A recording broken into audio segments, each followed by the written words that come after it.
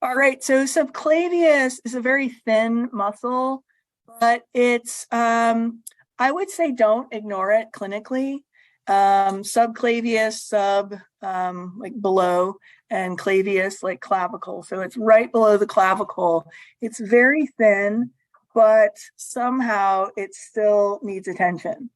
So we'll learn how to massage it in lab, but basically in a position that brings the clavicle forward, which you can do a little bit yourself, rolling it forward, just going right under the clavicle. Harder to do on yourself than someone else, but we'll learn some cool like myofascial release just to get under there and kind of open it up. I will say that, you know, even though the subclavius looks so darn thin and small, I do want to like call out again with our beautiful scapula that our only true joint is where this clavicle meets the sternum.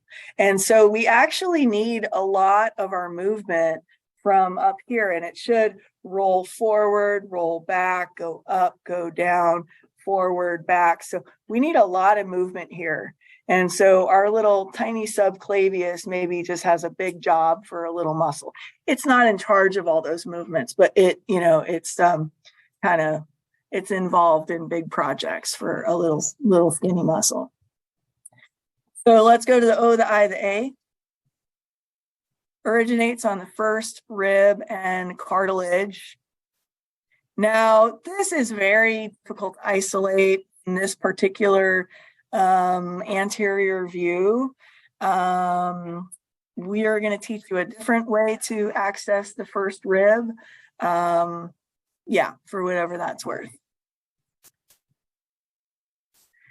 And it inserts on the inferior surface of the middle 1/3 of the clavicle. So the part of the clavicle towards the midline. And then it's a thin muscle between those points. And again, even though it's a small muscle or a thin muscle, it plays a part in depressing the clavicle. So bringing the clavicle down and forward and elevating the first rib for inhalation and stabilizing the sternoclavicular joint. So that elevating the first rib during inhalation, next quarter, when we're doing more advanced work, we'll have a chance to see how to really work with the first rib, because a lot of people do a lot of stressed out upper chest breathing that jacks up their first rib. And as massage therapists, we cannot manipulate bones, but we can work with the soft tissues, and we can often work with that ribs being jacked up issue. Questions on subclavius? All right, cool.